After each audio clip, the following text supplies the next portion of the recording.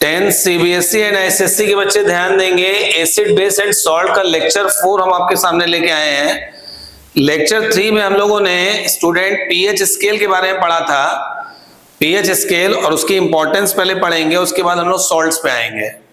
तो pH scale हमने आपको बताया था कि एक ऐसी क्वांटिटेटिव मेजरमेंट ऑफ एसिडिटी और बेसिसिटी, एक ऐसी स्केल होती है जो नंबर फ्रॉम 0 to 14 होती है, जिसमें 7 को न्यूट्रल माना जाता है। 25 डिग्री सेंटीग्रेड पर जो प्योर वाटर होता है उसका पीएच 7 होता है, जिसको न्यूट्रल कहते हैं।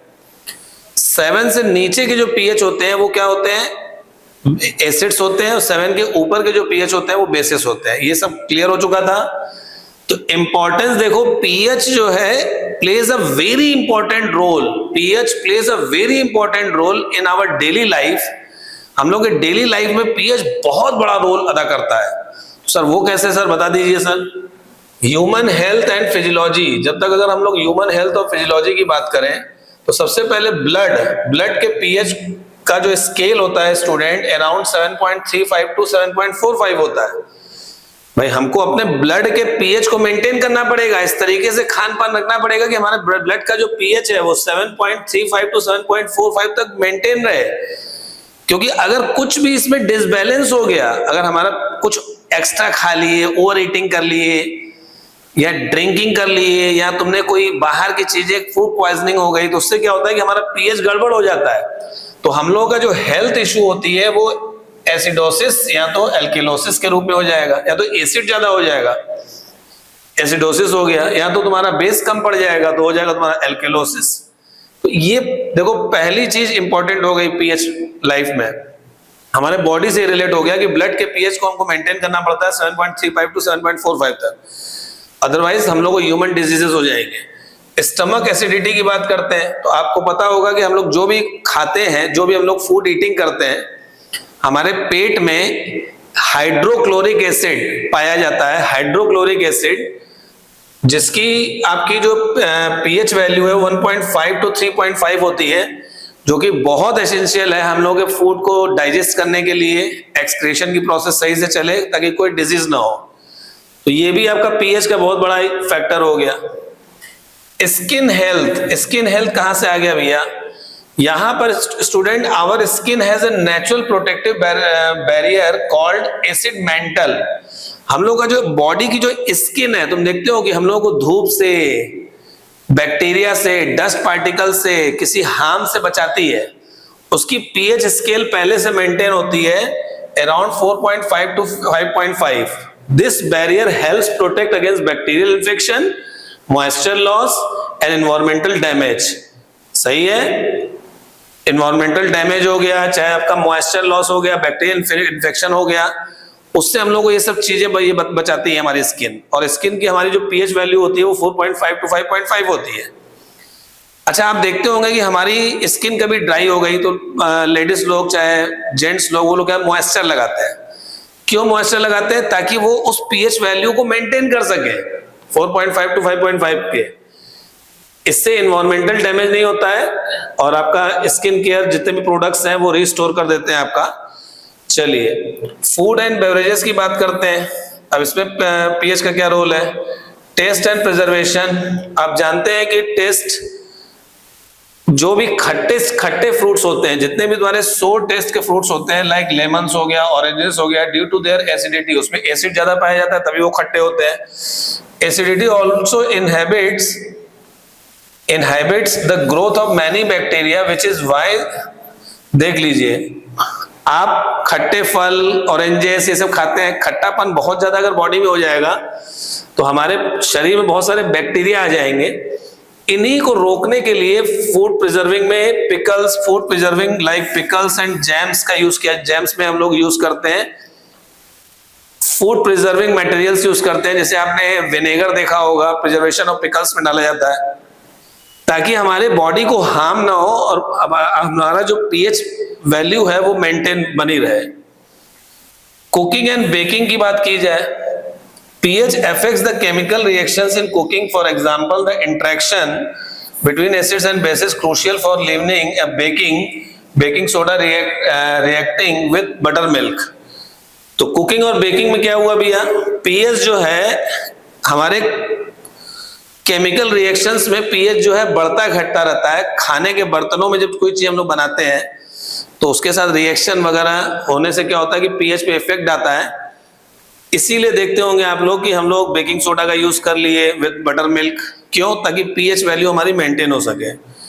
हाउस होल्ड प्रोडक्ट्स जितने भी हैं, क्लिनिक एजेंट्स, अब इसमें देखिए अब आपका क्या है, many cleaning products utilize pH properties. Acidic cleaners like lime removers, toilet bowl cleaners are effective against mineral deposits which alkaline cleaners.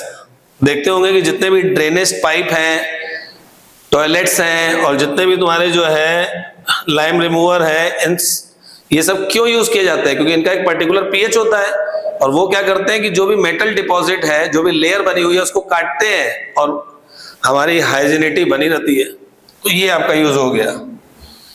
Next में आते हैं स्टूडेंट, पर्सनल केयर प्रोडक्ट्स जितने भी होते हैं। पर्सनल केयर प्रोडक्ट में आप देखते होंगे कि हमारे बालों में, अब हम लोग के हेयर का भी एक पीएच वैल्यू फिक्स होती है। तो पीएच वैल्यू फिक्स होती है तो उसको मेंटेन करना पड़ेगा। अब कभी इचिंग हो रही है, कभी जू चली गई, कभी बाल रूखे लगने लगे, इसीलिए हम लोग शैम्पूज लगाते हैं, शैम्पू लगाते हैं, कंडीशनर्स लगाते हैं, ताकि हम लोगों का पीएच वैल्यू हेयर की भी बनी रहे। तो skin and hairs natural pH preventing irrigation and damaging. तो जितने नेचुरल पीएच अगर होगा तो सही होगा, अदरवाइज पीएच अगर डिस्टर्ब हुआ तो हम लोगों का इरिटेशन आएगा, डैमेज होगा, इसीलिए शैम्पूज वगैरह यूज करते हैं।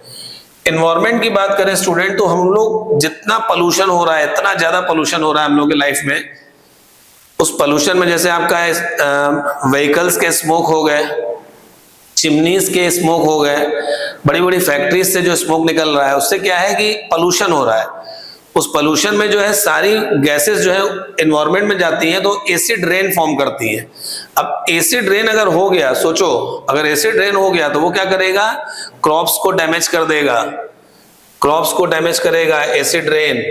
जितने भी डैमेजेस फॉरेस्ट, एक्वेटिक लाइफ, सबको, बिल्डिंग्स को, मॉन्यूमेंट्स को काला कर देता है। जैसे देखते होंगे कि ताजमहल काला काला हो गया है, क्यों? एसिड रेन के कारण।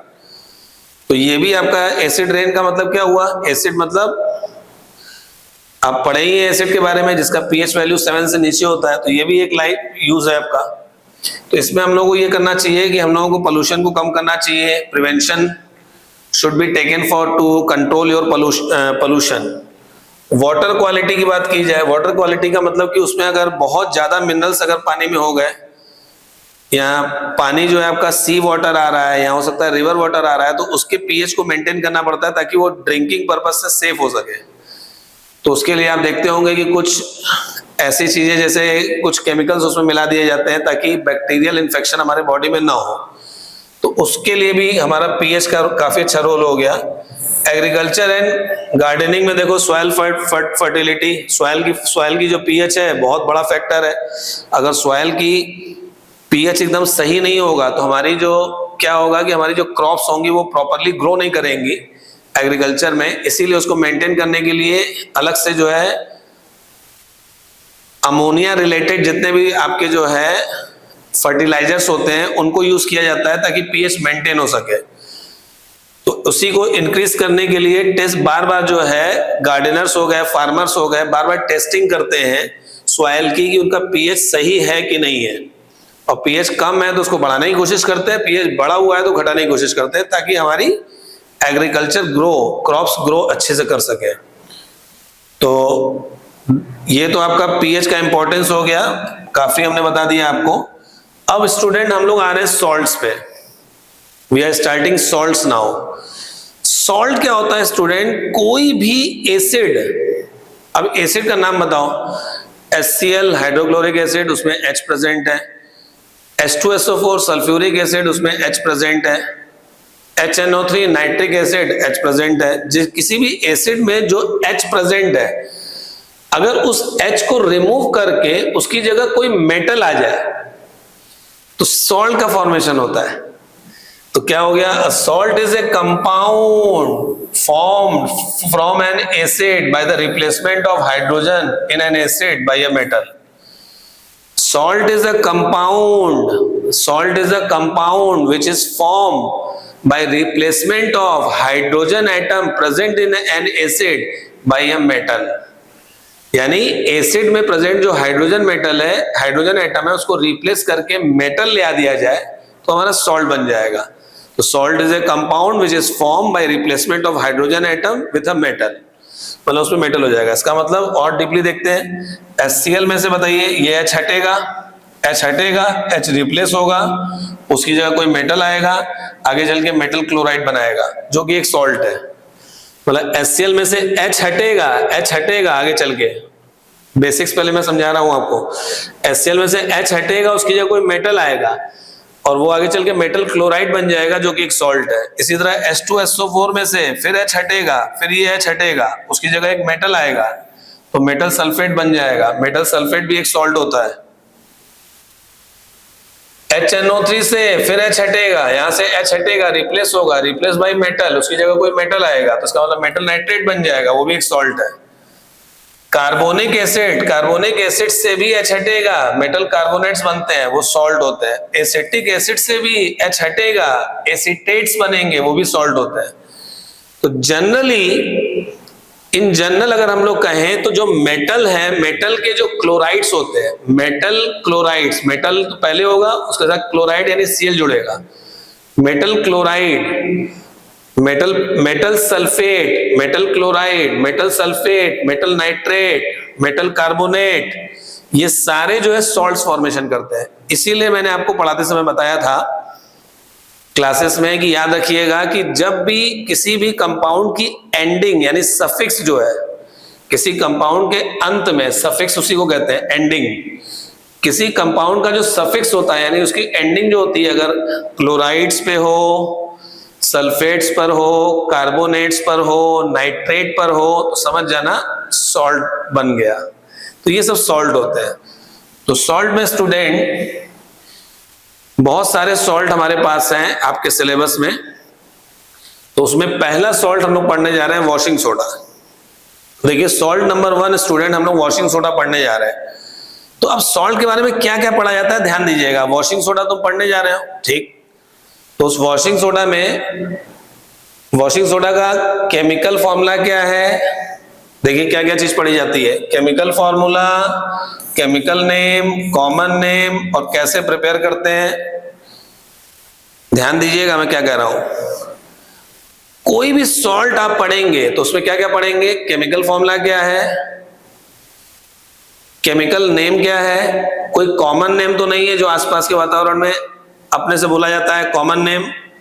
उसके बाद ये कैसे प्रिपेयर किया जाता है, कैसे बनता है लेबोरेटरी में, उसके उसकी प्रॉपर्टीज क्या है, फिजिकल एंड केमिकल प्रॉपर्टीज थोड़ी बहुत जो भी हो, और उसके बाद उसका यूजेस क्या है। यानी हम लोगों को 6 चीजें पढ़नी है, ध्यान दीजिएगा। हर सॉल्ट में 6 टॉपिक पढ़ने पड़ते हैं, छोटे छोटे।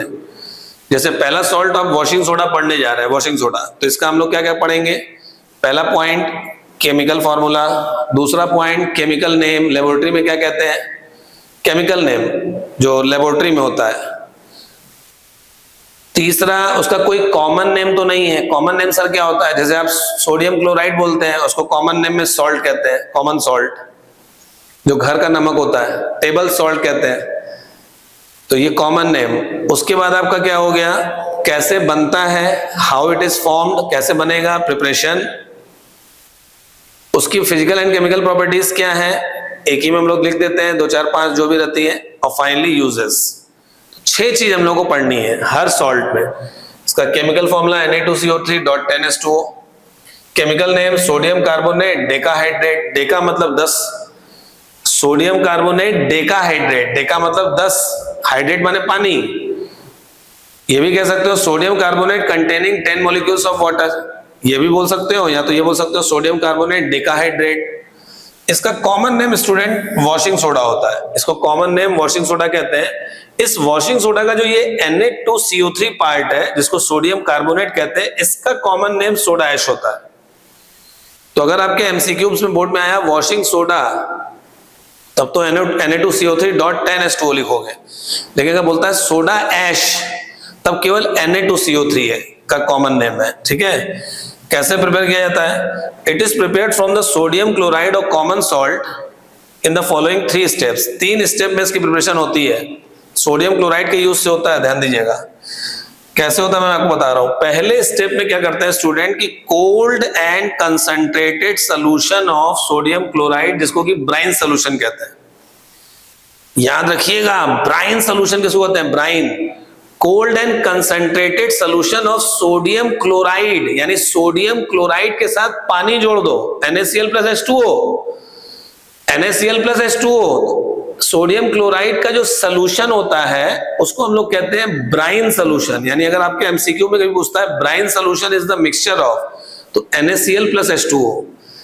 A cold and concentrated solution of sodium chloride, which is called brine solution, when reacts with ammonia and carbon dioxide।